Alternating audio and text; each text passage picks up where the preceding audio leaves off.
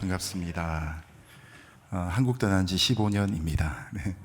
팬데믹 3년 동안 강단 한국 들어와서 섬긴 일들이 없었는데 모처럼 고향 같은 서빙고 와서 너무 반갑습니다. 우리 옆에 계신 분과 같이 설교 제목으로 한번 인사하시겠습니다. 사랑을 버려두지 마십시오. 인사하시겠습니다. 네. 그렇다고 또 첫사랑 찾아 돌아가는 일이 없기를 바랍니다. 깨진 유리창 법칙이라는 것이 있습니다. 미국 범죄 심리학자였던 제임스 윌슨과 조지 켈링이 1882년에 공동 발표한 이론인데요. 사회 무질서도에 관한 이론입니다. 구석진 골목에 두 대의 차량을 본네트를 다 열어놓고 방치해 둡니다. 그런데 한 대에는 유리창을 깨트려 놓습니다. 그리고 일주일을 두고 보는 것이죠. 일주일 뒤에 가보니까 본네트만 열어놓은 차는 여전한데 앞 유리창이 깨진 그 차는 다른 유리창도 깨져 있었습니다. 이것을 이제 어느 건물에다가 실험을 하게 되는데 한 건물의 유리창을 한두 장을 깨트려 놓습니다. 시간이 지나니까 또 다른 유리창이 깨지기 시작합니다.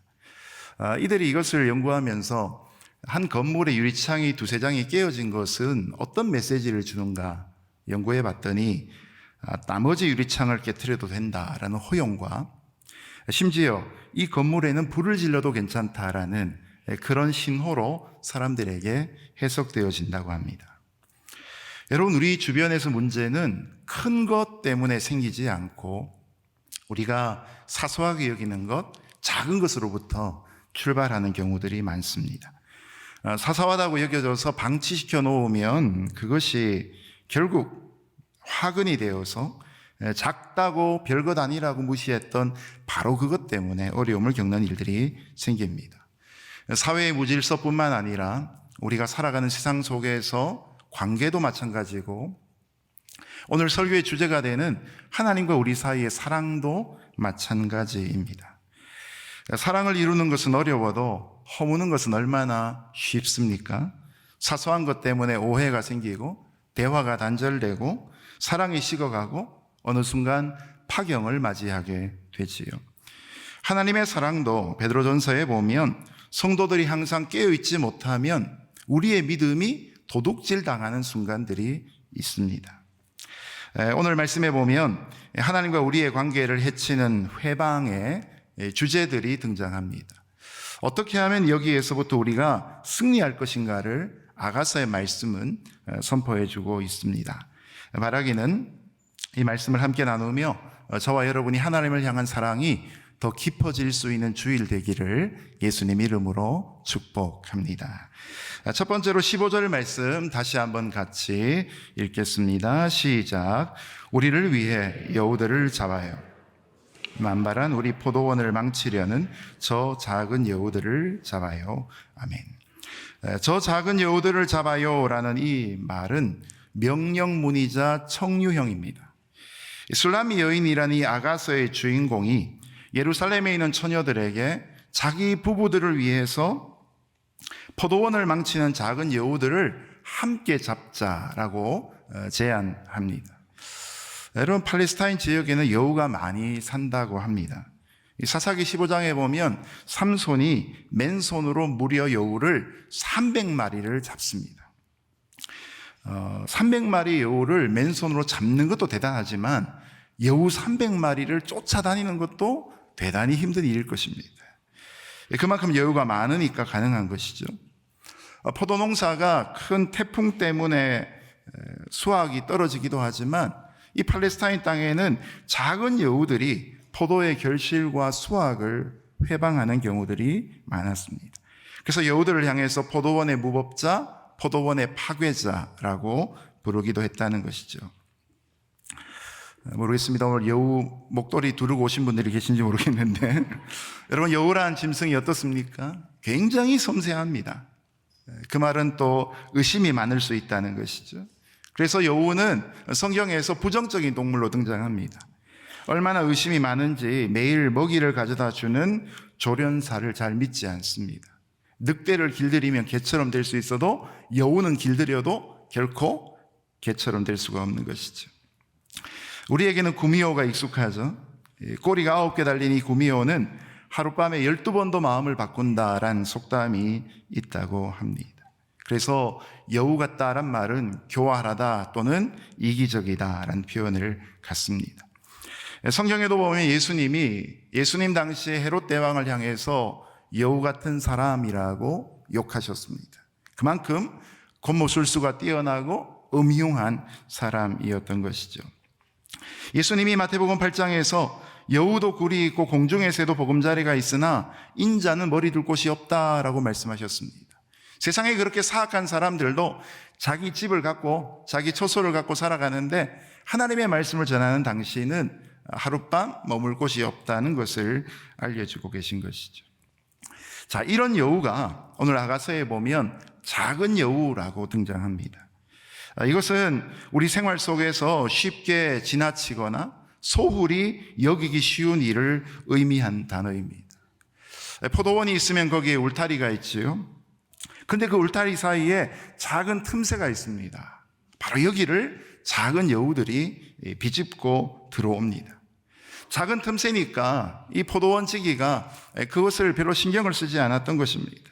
그런데 겨울이 지나고 한창 봄에 꽃이 피는 그 시기에 이 작은 여우들이 하필이면 열매 맺기 직전에 포도원에 들어와서 꽃이 달려있는 포도나무를 흔들어버리고 가지를 씹어 먹어버리고 결국은 꽃이 떨어진 그 자리에 열매가 맺혀야 되는데 일찍 꽃이 떨어져 버리게 만든다는 것이죠. 여러분, 이 상황을 한번 상상해 보십시오. 봄이 되어서 자연 만물이 새롭게 소생하면서 꽃이 피어납니다. 포도원에 가면 향기가 납니다. 그러면 누구나 이 포도원이 곧 결실을 맺겠구나 기뻐하게 됩니다. 근데 바로 그 순간 작은 여우들이 포도원에 있는 틈을 타고 들어와서 그 꽃을 망가뜨리고 나간다는 것이죠. 가지까지 갉아먹으면서 결국 포도나무를 죽게 만듭니다. 다윗의 인생은 크게 사무엘하 11장을 중심으로 계속 상승 곡선을 걷다가 한 사건을 정점으로 추락하기 시작합니다. 사무엘하 11장은 이렇게 시작합니다. 왕들의 전쟁의 때가 돌아왔을 때. 여러분, 전쟁에는 언제나 지도자가 나가서 나를 따르라 하고 싸워야 합니다. 그런데 그때 다윗은 전쟁터에 나가지 않습니다. 왜냐하면 이미 이스라엘이 부강한 나라가 되어서 다윗 밑에 있는 장수 몇 명만 보내어도 주변 나라를 충분히 이길 수 있기 때문이었습니다. 여러분, 그 시간에 다윗이 무엇을 합니까? 자신의 군대는 전쟁터에 나가 있는 그때 다윗은 아침 늦게 일어납니다. 테라스를 거닐다가 거기서 한 여염집 여인이 목욕하는 광경을 멀리서 보게 됩니다. 다윗이 정말로 축복을 누리던 그 시기에 정욕의 죄를 짓는 이 사건을 기점으로 그의 인생은 추락하기 시작합니다. 그리고 나서 다윗의 생애 속에는 계속해서 배신과 전쟁이 뒤따르게 됩니다. 사무엘하 11장까지는 그의 장인이었던 사울왕에게 핍박을 받으면서 그의 영성이 맑으며 아름다워졌지만 그러나 그의 사무엘하 11장 이후의 삶은 오히려 아들에게 쫓기며 비참한 생애를 보여주고 있는 것이죠. 무엇보다 다윗의 집안 가운데 배신과 전쟁과 죽음이 반복되는 모습을 보여줍니다. 여러분, 사람은 고난의 때가 아니라 성공의 날에 넘어집니다. 산을 올라보셨습니까? 산을 올라갈 때는 사람들이 조심하고 올라갑니다. 그런데 내려올 때는 정상을 정복했다는 마음 때문에 서둘러 내려옵니다. 1시간 반을 산을 올라갔다면 내려올 때는 40분 만에 주파하려고 거의 뛰다시피 내려오다가 그만 넘어지고 자빠지게 되는 것이죠. 우리 인생에 모든 일이 잘 되고 강건해서 인생에 꽃이 피어 있을 때, 우리의 포도원에 꽃향기로 가득한 그때에 바로 포도원을 허물고 들어오는 작은 여우들이 있다는 사실을 기억할 필요가 있는 것이죠. 프랑스 혁명사와 영웅 숭배론을 썼던 영국 사상가 토머스 칼라일이라는 사람이 있습니다. 영국 사람인데 프랑스 혁명사를 썼으니 얼마나 대단한 사람이겠습니까? 토마스 칼라일의 글은 어떤 책을 읽어도 우리에게 다 도움이 될 만한 굉장히 좋은 금원들, 좋은 의미의 금원들을 보여줍니다. 아마 이런 이야기를 들어보셨을 것입니다. 토마스 칼라일의 표현인데요. 역경은 인간으로서 견뎌내기 어려운 상대다. 그러나 역경을 견디는 사람이 100명이라면 번영을 견뎌낼 수 있는 사람은 한 사람에 불과하다. 역경과 번영이 100대 1로 어렵다는 것이죠. 그러므로 우리는 나의 삶에 꽃이 피어 있다고 해서 만족해서는 곤란합니다. 경계를 늦추어서는 곤란하다는 것이죠. 쉽게 작은 것에 만족하고 방심하다 보면 결국 열매를 맺을 수 없습니다. 여러분, 우리의 신앙생활 속에 혹시 불신의 여우가, 교만의 여우가, 탐욕의 여우가, 게으름의 여우가 없는지 우리 자신을 돌아볼 수 있는 귀한 주일 시간 되기를 예수님 이름으로 축복합니다. 두 번째로 이제 하나님의 사랑의 울타리를 허무는, 이 포도원을 허무는 작은 여우를 잡는 방법을 하나씩 살펴보도록 하겠습니다. 자, 첫 번째는 16절 말씀인데요. 우리 16절 다시 한번 같이 읽습니다. 시작. 내가 사랑하는 그분은 내 것입니다.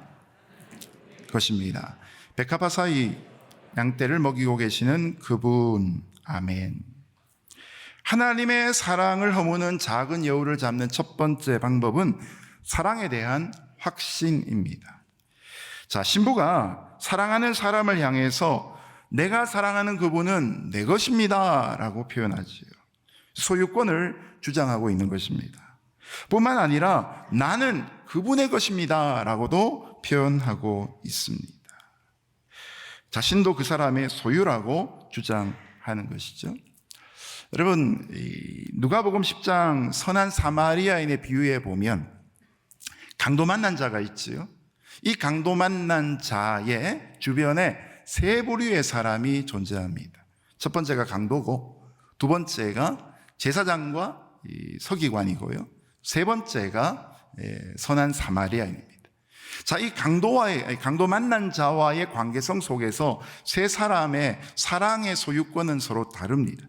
첫 번째로 강도는 어떤 생각을 하고 있습니까? 내 것은 내 것이고 네 것도 내 것이다라는 생각을 합니다.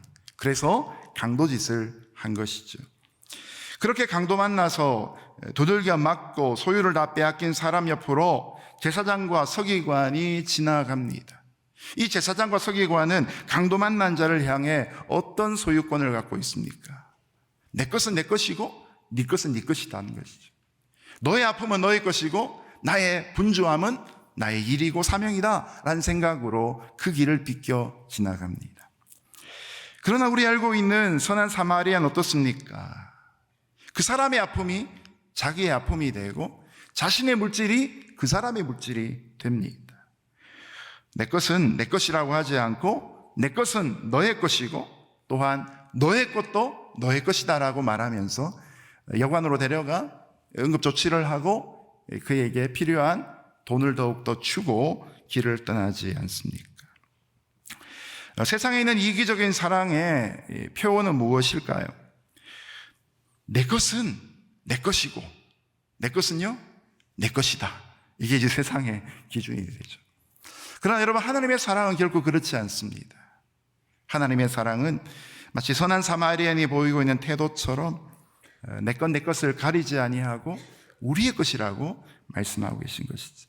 그래서 당신의 아들인 독생자 예수 그리스도를 당신의 것이라고 주장하지 아니하시고 우리의 것으로 보내셔서 십자가에 달려 죽게 하신 것이죠. 아마도 사람과 사람 사이의 사랑이 깊어지면 이 소유권의 경계가 허물어지기 시작하며 서로가 서로를 향해서 소유권을 주장할 뿐만 아니라 서로에 대한 책임도 감당하고 의무도 기쁘게 감당하는 관계가 되지 않겠습니까? 그런데 이런 하나님과 우리 사이의 사랑을 방해하는 작은 여우가 무엇이겠습니까? 저는 그 중에 하나가 바로 이 술람미 여인이 갖고 있는 열등감이 아닐까 생각합니다. 신랑인 솔로몬과 신부인 술람미 여인이 하나의 가정으로 연합을 이루는데 가장 큰 회방거리는 바로 술람미 여인이 가졌던 열등감인 것입니다. 여러분 생각해 보십시오. 이스라엘의 왕인 솔로몬과 그것도 지방에 있는 한 시골 처녀 같은 술람미 여인, 이미 신분에서부터 어마어마한 차이가 나타나지 않습니까? 아가서의 초반을 읽다 보면 그녀가 열등감을 가질 만한 내용들이 이렇게 고백되고 있습니다. 아가서 1장 5절 6절 같이 읽겠습니다. 시작. 예루살렘의 딸들아, 내가 비록 거무나. 네. 홀로 외치는 자의 소리가 되어버렸습니다. 네. 제가 읽어드릴게요. 예루살렘의 딸들아, 내가 비록 거무나 아름다우니 게달의 장막 같을지라도 솔로몬의 휘장과도 같구나. 내가 햇볕에 쬐어서 거무스름할지라도 흘겨보지 말 것은 내 어머니의 아들들이 나에게 노하여 포도원 지기로 삼았음이라. 나의 포도원을 내가 지키지 못하였노라 라고 고백합니다. 자, 술람미 여인은 내가 햇볕에 쬐어서 거무스름할지라도 라고 말합니다. 그래도 나를 흘겨보지 말라고 부탁합니다. 태어날 때부터 피부가 검은 분들이 있습니다. 성경은 그런 분들을 향해 구스 여인이라고 그렇게 말합니다. 네, 피부가 검은 모습이라는 거죠. 그런데 더더군다나 이 가정의 오빠들은 이 여동생을 미워하면서 자신들이 나가지 않는 포도원 일터로 여동생을 내어줬습니다. 그래서 그곳에서 일하게 합니다. 원래 검은 피부에다가 이제 포도원 일을 하다 보니 피부가 더 검어지고 손은 부르트기 시작합니다. 그래서 나온 표현이 게달의 장막이라는 표현이 나옵니다. 게달의 장막은 검은 염소 가죽으로, 사람들이 입지 않는 옷이죠. 그런 가죽으로 대충 만든 그런 형태를 말합니다. 충분히 술람미 여인이 이런 자신의 외모, 자신의 대접, 집안에서 당하는 그런 왕따로 인해서 고통을 겪고 절망을 느낄 수 있을 겁니다. 그러나 같은 문장 안에서 이 술람미 여인은 자신의 연약한 부분들을 극복합니다. 다시 한번 아가서 1장 5절 6절을 제가 읽어드리겠습니다. 예루살렘의 딸들아, 내가 비록 거무나 아름다우니 게달의 장막 같을지라도 솔로몬의 휘장과도 같구나. 내가 햇볕에 쬐어서 거무스름할지라도 흘겨보지 말 것은 내 어머니 아들들이 나를 놓아여 포도원 지기로 삼았음이라 라고 말합니다. 검은 피부임에도 아름다울 수 있습니다. 커미션이라고 우리 온누리 교회 또 선교 리더십을 하셨던 이재환 선교사님이 감비아에 선교를 갔다 오시고 나서 사모님이신 분께서 쓰신 책이 있습니다. 그 책의 제목이 검은색이 아름답다라는 것입니다.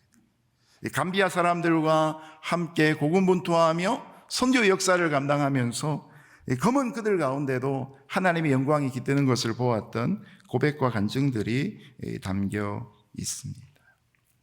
비록 세상 사람들이 자신을 바라볼 때 게달의 장막같이 취급할지라도 이 여인이 갖고 있는 마음은 자신이 솔로몬의 휘장과도 같다는 것입니다. 여러분, 이런 고백이 나오려면 솔로몬이 그냥 가만히 있지 않았겠죠. 그녀의 검은 피부에 대해서 아름답다고 고백했을 것이고 게달의 장막 취급을 받는 듯한 상황 속에서도 솔로몬의 휘장과도 같은 대접을 그녀에게 해 주었을 것입니다. 자신을 바라보면 열등감으로 검은 피부만 생각되고 절망스러울 수밖에 없는 여인을 향해 솔로몬의 사랑은 흘러차고 넘치게 되었고 오히려 그녀의 약점이 강점이 되도록 사랑을 퍼부어 주셨다는 것입니다. 여러분, 이것이 바로 우리의 내면 속에 하나님의 사랑을 좀먹고 갉아먹고 있는 작은 여우들의 세력을 극복하는 힘이 됩니다. 하나님은 우리의 연약함과 허물을, 열등감을 지적하며 힘을 빼시는 분이 아닙니다. 예수님께서 40일 금식 기도를 하실 때, 또 세례 요한에게 세례를 받으실 때, 여러분, 하나님의 평가와 사단의 유혹은 정반대의 모습을 보입니다. 자, 예수님이 아직은 아무런 일도 하지 않으시고 세례 요한에게 세례만 받으셨습니다. 그런데도 불구하고 하늘이 열리며 이는 내 사랑하는 이요 내 사랑하는 아들이라 너희는 저의 말을 들을지니라 라는 극찬이 떨어집니다. 그래서 예수님이 40일 금식 기도하고 난 다음 사단은 제일 먼저 다가와서 무엇으로 유혹합니까? 만약 당신이 하나님의 아들이거든 이 돌을 명하여 떡이 되게 해서 먹어라 라고 합니다. 여러분, 사단이 결코 예수님이 40일 금식 기도한 것을 간과하지 않습니다. 40일 금식 기도한 사람에게 제일 고통스러운 부분은 뭡니까? 바로 배고픔 아니겠습니까? 마치 사각의 링인 권투에서 상대방의 눈두덩이가 찢어졌는데 너무나 신사적인 권투 선수여서 그 눈두덩이를 빼고 그렇게 잽을 날리지 않죠. 사각의 링 안에서는 찢어진 곳을 더 찢어지게 만들고 KO나 TKO를 시키려고 합니다. 사단은 우리가 약점을 보일 때 집요하게 그 부분을 물고 늘어지는, 그러나 하나님 어떻습니까? 우리의 연약한 부분들을 그분의 은혜로 덮으시고 감추시며 우리가 갖고 있는 가장 귀한 장점을 들어 사용하시는 것입니다. 이것이 바로 하나님의 사랑입니다. 오늘도 우리가 하나님의 사랑을 의지할 수 있는 것은 내가 누구인가 하는 것이 아닙니다. 나를 사랑해 주신 분이 누구인가 하는 것이죠. 내가 어떤 조건과 자격으로 하나님의 사랑을 받았다면 시간이 지나갈수록 나의 능력이 떨어질수록 하나님의 사랑은 멀어지고 흩어질 수 있습니다. 그러나 나를 사랑하신 하나님이 나를 향한 사랑의 근거가 되신다면 세월이 변하여도 그분이 우리를 향한 사랑은 결코 변함이 없고 오히려 더욱더 두터워지게 되는 것입니다. 신랑이 백합화 가운데 양떼를 먹이고 있는 고백을 하지요. 여러분, 이 신랑이 결국 누굽니까? 물론 솔로몬을 얘기하지만 양떼를 먹이신 목자이신 예수님을 상징합니다. 이사야 53장 6절에 우리는 다 양 같아서 그릇 행하여 각기 제 길로 갔거늘 여호와께서는 우리 모두의 죄악을 그에게 담당시키셨도다. 우리가 거듭나고 생활이 변화되고 능력이 많아져서 주님이 우리를 구원하신 것이 아니라 오늘 예배 가운데 찬양하고 고백했던 것처럼 우리가 어긋난 그때에도 주님은 여전히 우리를 사랑하시며 우리가 근거가 아니라 하나님의 근거를 가지고 사랑하여 주신 것입니다. 목자가 위대하시면 따라가는 양도 함께 위대해지는 것이죠. 바라기는 하나님 안에서 사랑을 받고 누리는 것에 자신의 연약함으로 집중하지 않고 오히려 하나님의 사랑으로 넘쳐날 수 있는 저와 여러분 될 수 있기를 예수님 이름으로 축복합니다. 저를 따라서 한번 해보시겠습니다. 하나님의 사랑을 확신하십시오. 아멘. 두 번째 솔루션을 주고 있는 것은 17절입니다. 함께 아가서 2장 17절 같이 읽습니다. 시작. 날이 저물고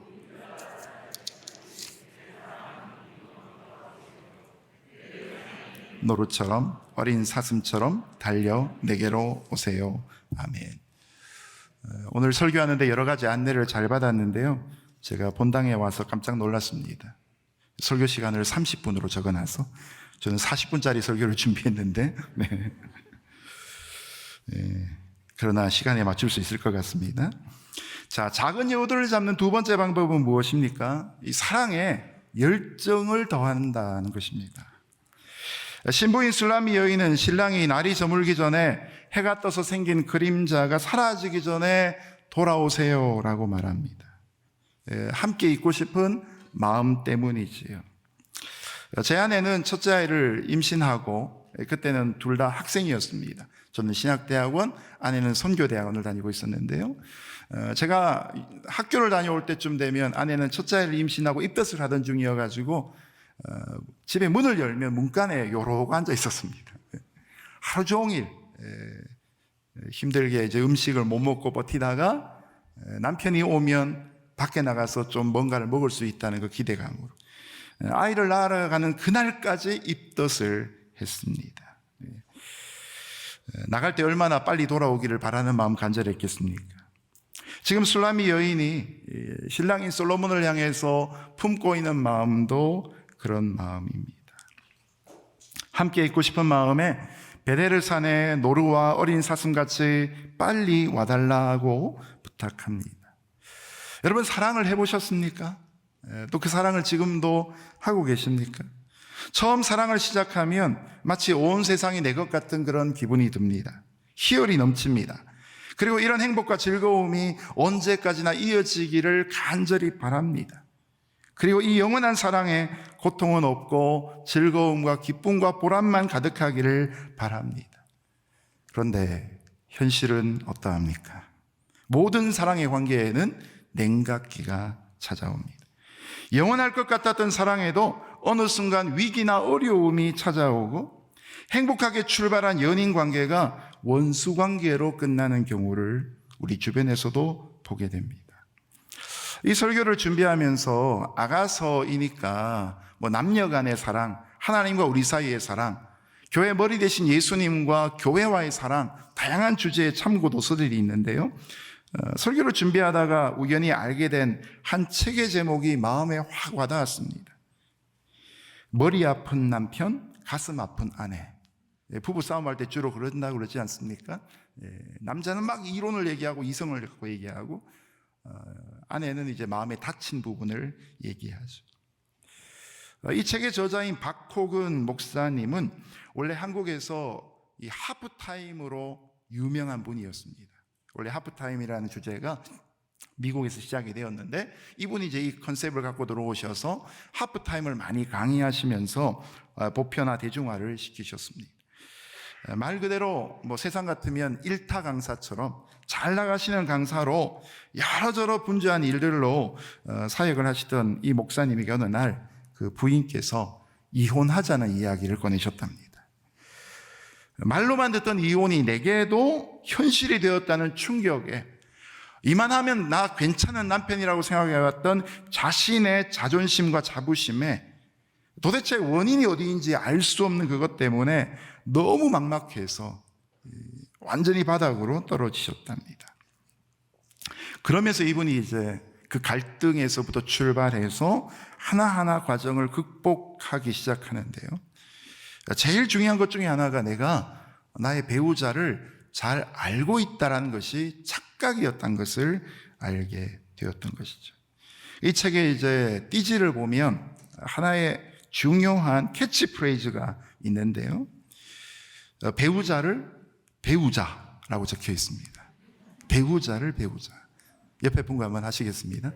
배우자를 배우십시오. 네. 우리가 배우자를 아는 일에 힘쓰지 않는 순간 내가 알고 있다고 생각하는 사람은 엉뚱한 사람이 됩니다. 제 아내가 이제 배 씨입니다. 근데 배사모입니다. 근데 가끔씩 이렇게 부부싸움 하다가 제가 막 외치는 소리가 있어요. 나는 배 씨 남자가 아니에요. 저는 이 씨입니다.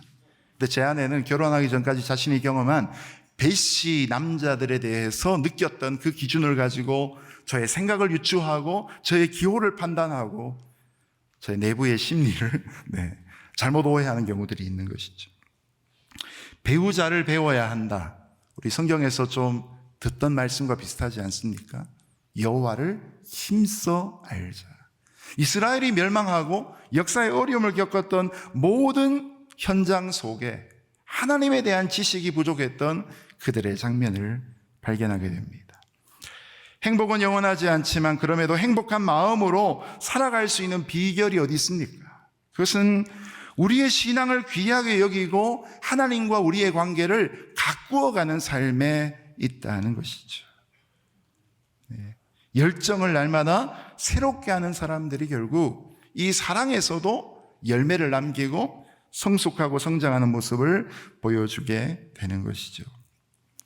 일단 구원을 받았으면 그것으로 충분하다라고 생각하신다면 그 신앙생활 속에는 열정이 나타날 수가 없는 것입니다. 여러분, 세상에 열정이 없는 곳에서 로맨스가 일어나는 거 보셨습니까? 세상에서 열정이 없는데 혁명이 이루어지는 거 보셨습니까? 열정이 없는데 명작이 나옵니까? 그처럼 신앙생활에서 열정이 없는 곳에는 결코 순교가 나올 수 없습니다. 열정이 없으면 헌신도 이루어질 수가 없습니다. 열정이 없으면 부흥도 이루어질 수가 없는 것이죠. 주님이 나의 구세주이심을 기쁘게 받아들이는 그 순간 그때의 감격을 표현하는 것으로 그치지 않고 주님과의 밀월과 주님과의 친밀감을 우리의 남은 생애 때 끝나는 그 순간까지 더 깊게 파고 들어가는 것, 더 풍성하게 만드는 것, 꽃을 피우는 것으로 끝나지 아니하고 그 꽃을 잘 보호하여서 열매를 남기는 것, 그까지가 바로 우리가 가야 될 주님과의 동행의 모습인 것입니다. 팬데믹 3년 이후에 한국 교회는 미국이나 한국이나 다 어려워졌습니다. 어떻게 통계가 정확한지 팬데믹 직전 70%의 출석률을 어느 교회나 보이고 있습니다. 이런 위기의 상황 가운데 그 나머지의 30%의 새로운 생명을 찾는 일들에 성도 여러분들의 귀한 열정이 넘칠 수 있기를 예수님 이름으로 축복합니다. 이제 말씀을 맺겠습니다. 1994년에 이 깨진 유리창 이론이 발표된 지 12년 뒤에 뉴욕시가 조지 켈링 교수의 컨설팅을 받으면서 당시 범죄의 온상이었던 뉴욕 지하철 내에 낙서를 지우기 시작합니다. 반달리즘이라 그러는데 낙서를 이렇게 해놓고 지우면 또 와서 낙서를 합니다. 지워도 지워지지 않는 그 지하철의 낙서를 다 지우는데 수년이 걸립니다. 그런데 한참 시간이 지나 보니 그 뉴욕 지하철의 범죄율이 75%가 낮아지게 된 것입니다. 여기에 착안해서 이제 뉴욕 시장이 길거리에 있는 낙서도 지우기 시작하고 신호 위반이나 쓰레기 투기 같은 경범죄도 단속하기 시작합니다. 그랬더니 강력 범죄도 줄어드는 결과가 나왔다고 합니다. 여러분, 세상은 지금도 우리를 약점으로 공격할 것입니다.